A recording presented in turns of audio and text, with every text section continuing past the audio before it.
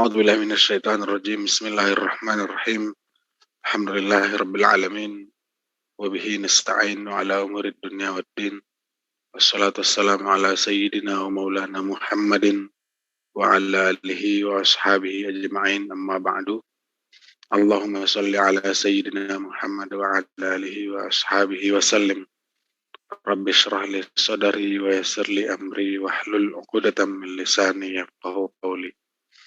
Dalam 40 menit ke depan kita akan belajar materi tafsir tematik 1, akidah dan akhlak. Dan dalam hal ini materi yang kita pelajari adalah tidak berkata dan berbuat tanpa ilmu, kemudian amanah dan menepati janji. Ya, tidak berkata dan berbuat tanpa ilmu, amanah dan juga menepati janji. Dasar hukum dari ayat tersebut adalah firman Allah Subhanahu wa taala yang mengatakan wala taqfu ma laisa laka bihi ilmun innas sam'a wal basara wal fuada kullun ulaika kana anhu mas'ula. Janganlah kamu mengikuti apa yang kamu tidak mempunyai pengetahuan tentangnya. Sesungguhnya pendengaran, penglihatan dan hati semuanya itu akan dimintai pertanggungjawabannya. Semua akan dimintai pertanggungjawaban. Wala taqfu ma laisa laka bihi ilmun. Dalam menginterpretasikan ayat ini, Imam Qurtubi mengatakan wala tattabi' ma la ta'lamu wa la yu'nik. Ya.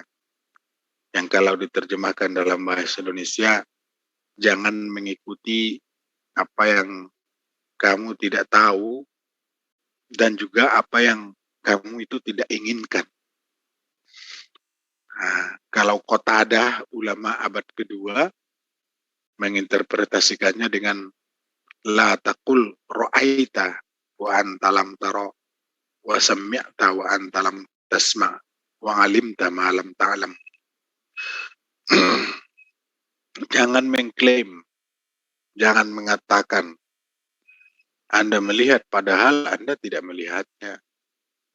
Anda mendengar padahal Anda tidak mendengarnya. Nah, dan Anda mengklaim tahu padahal Anda tidak tahu. Nah, sedangkan Zumukhsyari dalam Al-Kasyafnya mengatakan wala takun fi itba'ika ma la ilmun laka bihi min qawlin aw fi'lin kama yattabi'u maslakan la yadri annahu yuwassiluhu ila maqsudihi fahuwa dallun. Nah, jangan engkau melakukan dalam mengikuti apa yang kamu tidak memiliki pengetahuan yang cukup tentangnya, dari ucapan maupun perbuatan, yang mengikuti satu cara yang menyampaikannya kepada maksud tertentu, karena itu merupakan dolun, ya, menyesatkan.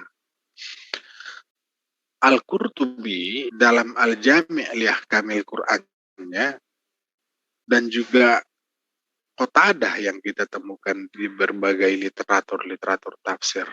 Demikian juga ulama Mu'tazilah yang bernama Az-Zumukhsyari dalam kitabnya Al-Kasyaf menyepakati dengan redaksi-redaksi yang berbeda bahwa seorang muslim itu tidak boleh bersikap sok tahu. Kalau dalam bahasa milenial sekarang itu sok tahu. Tidak boleh mengikuti, tidak boleh mengatakan tahu padahal sebenarnya dia tidak tahu apa-apa. Mendengar, ya, pernah mendengar padahal dia tidak pernah mendengar. Kemudian melihat padahal sebenarnya dia tidak melihat. Kalau kata Az-Zumukhsyari, hal itu menyesatkan. Ada dua klasifikasi terhadap hal ini, deh. Yang pertama, kalaulah misalnya pertanyaannya itu bagaimana pendapat Anda tentang situasi ekonomi di Malang Raya pasca PPKM ini. Yang ditanyakan pendapat, maka setiap orang itu memiliki pendapat sendiri-sendiri. Dan itu boleh memberikan narasi-narasi sesuai dengan pengetahuannya. Narasi-narasi sesuai dengan kemampuannya, redaksi sesuai dengan kemampuannya. Tinggal oranglah yang kemudian menginterpretasikan, memahami lebih jauh apa yang disampaikan oleh orang tersebut. Dan itu sah-sah saja, namanya pendapat. Tapi ketika ada orang mengatakan, bagaimana kira-kira pandangan hukum Islam dan hukum kontemporer, hukum nasional terhadap penyelenggaraan PPKM di Malang Raya? Kan konteks pertanyaannya udah beda. Hukum Islam dan juga hukum nasional. Nah, ketika pertanyaannya hukum Islam dan hukum nasional, disinilah kemudian berperan ayat ini. Wala taqfu ma laysa laka bihi ilmun. Kata Qatadah, jangan pernah mengatakan Anda melihat, padahal sebenarnya tidak. Anda mendengar, padahal sebenarnya tidak. Atau mengetahui, padahal Anda tidak tahu sama sekali. Anda lalu menganalisis dengan mengatakan hukum Islamnya begini, begini, begini, begini. Hukum nasional melanggar undang-undang begini, begini, begini. Segala macam, segala macam. Nah, padahal kita bukan yang expert, bukan yang otoratif di bidang hukum nasional itu. Kita bukan yang otoratif dan expert di bidang hukum Islam itu misalnya. Nah, tapi ketika mahasiswa prodi ilmu Al-Quran dan tafsir ditanya, bagaimana kira-kira pandangan Al-Quran terhadap penyelenggaraan PPKM yang ada di seluruh Indonesia? Maka Anda kemudian bisa menganalisis dari berbagai ayat, karena Anda sudah expert di bidang ini, di bidang tafsir, di bidang menyelami lebih jauh ayat-ayat Al-Quran. Anda udah lebih expert, sehingga sah melakukan ini. Anda sudah expert, misalkan Anda melihat dari sisi ini akan menambah fakir miskin karena begitu banyaknya orang yang kehilangan mata pencaharian. Nah, fakir miskin itu layak untuk diberikan zakat. Nah, karena dasarnya ada di dalam Al-Quran begini, begini, begini, begini. Atau Anda melihat kondisi sosial misalkan. Kondisi sosial. Bahwa Al-Quran itu mengajarkan kita untuk selalu peduli dengan orang lain. Nah, dengan sekeliling kita. Karena Al-Quran sudah mengatakan begini, begini, begini, begini, begini.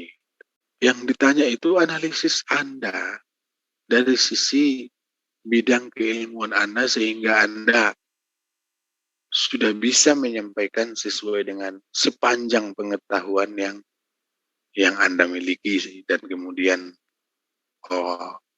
tidak terkait atau tidak terklaim dalam kata wala taqfu seperti yang tercantum di dalam ayat ini. Tapi kalau ditanya bagaimana hukum nasionalnya, bagaimana ini itu segala macam, nah itu sudah berbeda deh. Nah, jangan sok tahu, itu kira-kira ya. Lalu kemudian mengapa harus seperti itu? Mengapa kita dilarang oleh Al-Quran untuk tidak sok tahu, tidak berdusta, seperti yang dikatakan Qatadah tadi. Mengatakan melihat padahal tidak melihat, mengatakan mendengar padahal tidak mendengar. Ya. Kalau mendengar dan melihat kan itu sifatnya faktual deh. Walaupun kesimpulannya, resumnya berbeda.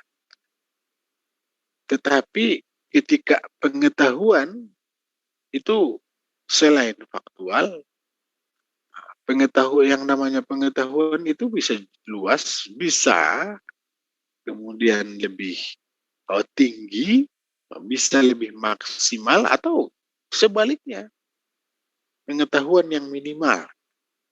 Nah, dalam hal ini Qatadah sudah mengungkapkan mana kira-kira yang faktual, mana kira-kira yang abstrak. Faktual itu memandang, melihat, yang abstrak itu pengetahuan, karena tidak bisa diukur.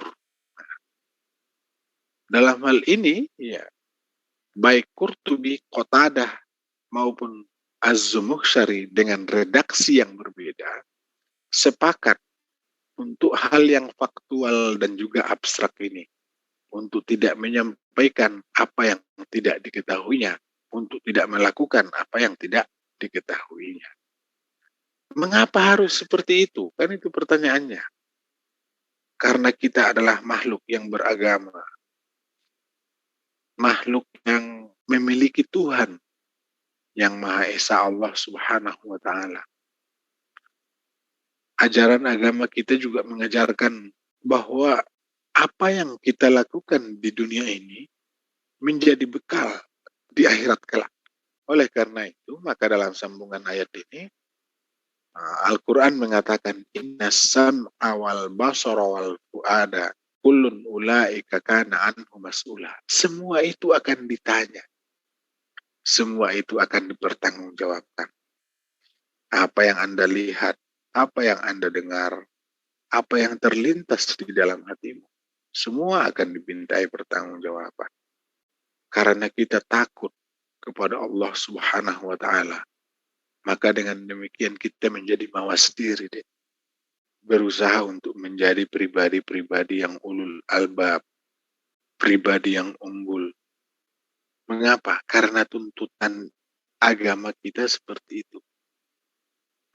Takut dan khawatir kepada Allah Subhanahu wa Ta'ala, karena Allah akan mempertanyakan dan meminta pertanggungjawaban terhadap apa yang didengar, apa yang dilihat. Dalam hal ini, Sayyid Tontowi dalam tafsir Al-Wasitnya mengatakan, redaksi ini, kalimat-kalimat ini, inna sam'a wal basara wal fu'ada kullun ulaika kana anhu mas'ula tahdhirun syadidun min ayyaqulal insan qawlan la ilman lahu bi. Peringatan keras terhadap seseorang yang mengklaim, mengatakan yang tidak diketahuinya, menyampaikan yang tidak diketahuinya, melakukan perbuatan tanpa investigasi atau mencari kebenaran, atau memediasi, atau memutuskan sebuah perkara, memutuskan sebuah permasalahan bila bayyinatin wala dalil,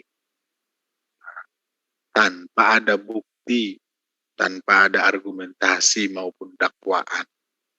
Ini karena kita akan dimintai pertanggungjawabannya di hadapan Allah. Tahdirun syadidun, kata Sayyid Tontowi. Oleh karena itu, maka inilah yang menjadi akhlak dasar dari seorang muslim yang bersumber dari ayat Al-Quran. Salah satunya, ya, akhlak dasar seorang muslim untuk tidak sok tahu, tidak menyampaikan yang tidak diketahuinya, tidak mendengar yang tidak pernah didengarnya, tidak mengatakan melihat apa yang tidak pernah dilihatnya. Lalu argumen yang kedua, kalau kita menelisik pendapat mufassirin abad ke-6, ya, Ibnu Katsir, yang referensi tafsirnya itu berasal dari Kutubus Sittah maupun Kutubut Tis'ah, kitab-kitab yang otoratif, bahwa wala taqfu ma laysa laka bihi ilmun, jangan menyampaikan sesuatu yang Anda tidak memiliki pengetahuan dalam hal itu. Menurut Ibnu Katsir, nahyun 'anil qawli bila ilmin, larangan terhadap statement tanpa pengetahuan yang cukup.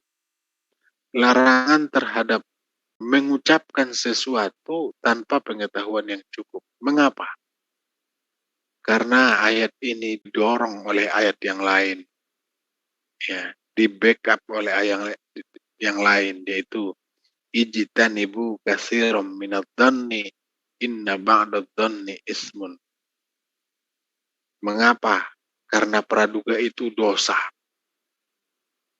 Jauhilah praduga, banyak berwasangka kepada orang. Mengapa? Karena praduga dan wasangka itu adalah dosa. Lalu pendapat Ibnu Katsir bahwa ayat ini merupakan nahyun anil qaul bila ilmin, larangan mengucapkan sesuatu tanpa pengetahuan, itu juga di backup berargumen dengan hadis Nabi Shallallahu Alaihi Wasallam, iyyakum wadhan fa inna dhanna akdabul hadis. Takutilah, jauhilah berpraduga, berprasangka. Karena prasangka itu merupakan cerita yang paling bohong. Jadi berdasarkan ayat Al-Quran yang lain dan juga hadis yang lain, maka Ibnu Katsir berargumen ayat wala taqfu ma laysa laka bihi ilmun merupakan nahyun 'anil qauli bila ilmin. Larangan untuk menyampaikan sesuatu tanpa pengetahuan yang cukup.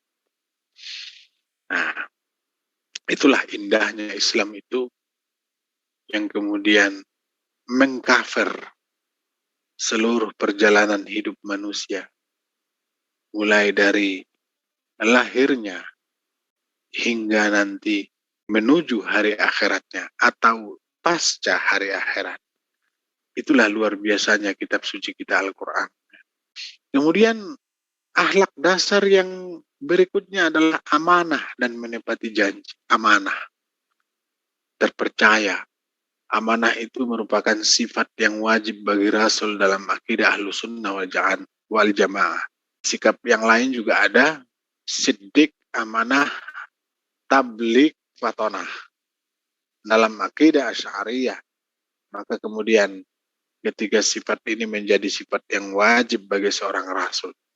Siddiq, terpercaya, amanah. Amanah itu teryakini. Kalau orangnya jujur, punya basic kejujuran yang luar biasa yang diakui oleh banyak orang, maka seseorang tersebut sudah memiliki sifat jujur. Dan adik-adik, jujur itu mahal harganya, dek. Oleh karena itu, berusahalah untuk mulai merubah sikap menjadi pribadi-pribadi yang jujur. Ya, menjadi pribadi-pribadi yang jujur ya. Walaupun kadang-kadang ya dalam beberapa kehidupan sosial kita itu lebih mengedepankan argumentatif daripada sebuah kejujuran. Mengedepankan argumen daripada sebuah kejujuran. Seperti apa maksudnya? Anda punya teman kelas ini, satu kelas. Ketika Anda sudah masuk semua di kelas, mata kuliah saya juga masuk. Ternyata ada satu orang yang tidak masuk. Lalu saya bertanya, di mana si A? Kemudian Anda mengatakan sakit. Padahal Anda tidak melihat yang bersangkutan sakit, Anda tidak pernah mendengar dari yang bersangkutan bahwa dia sakit, dan juga Anda tidak tahu kalau dia sakit. Itulah yang disebut oleh ayat ini, wala taqfu ma laisa laka bihi ilmun. Dan kalau Anda mengatakan alfa, nanti orangnya marah sama Anda. Oleh karena itu kedepankanlah argumentatif. Lalu Anda menjawabnya, mungkin masih OTW, Pak. Kan? Mungkin masih di perjalanan, mungkin masih siap-siap. Dan juga pernyataan-pernyataan argumentatif yang lain. Sehingga Anda terhindar dari dosa zon. Anda juga terhindar dari yang namanya sakit hati teman. Sakit hati teman. Oleh karena itu, dengan cara-cara yang seperti ini, maka akan membentuk seorang muslim itu menjadi pribadi-pribadi yang jujur. yang merupakan resum dan kesimpulan dari sebuah kerangka besar yang namanya amanah. Dalam hal amanah, Tuhan mengatakan, innallaha ya'murukum an tu'addul amanati ila ahliha.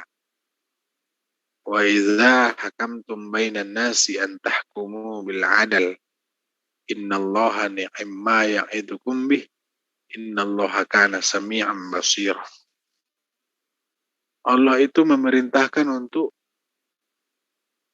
menyampaikan amanah kepada yang berhak. Dan apabila memutus sebuah perkara di antara orang banyak, apakah itu sifatnya problem keluarga, problem rumah tangga, atau problem sosial, maka jadilah manusia independen. Dan kemudian memberikan putusan yang layak dipertanggungjawabkan secara sosial maupun secara agama. Kadang-kadang ada keputusan itu, Dek, namanya sebuah keputusan, tidak pernah semua orang itu 100% bisa menerima dengan akal sehat. Namanya sebuah keputusan akan selalu melahirkan pro dan juga kontra. Dimanapun masyarakat, dimanapun komunitas masyarakat yang kita temui itu. Namun, sebelum memutuskan tentu kita memiliki pertimbangan-pertimbangan hukum berdasarkan Al-Quran dan hadis yang kita tahu dan juga hal-hal yang lain. Oleh karena itu, dalam pandangan saya, maka amanah itu adalah buahnya kejujuran. Dan ketika kejujuran itu sudah ditemukan dan kemudian implementatif dalam diri kita sendiri, maka selamanya sepanjang hayat kita akan dipercaya, diyakini oleh manusia-manusia, oleh teman-teman, oleh komunitas-komunitas masyarakat yang lain. Saya rasa seperti itu. Sisa waktu gunakan untuk meresum. Saya tutup perkuliahan kita hari ini. Wallahu a'lamu bis-shawab. Fama sahha fahuwa minallahi subhanahu wa ta'ala. Wa ma akhta'a fahuwa minni wa minasy syaitan. Wassalamualaikum warahmatullahi taala wabarakatuh.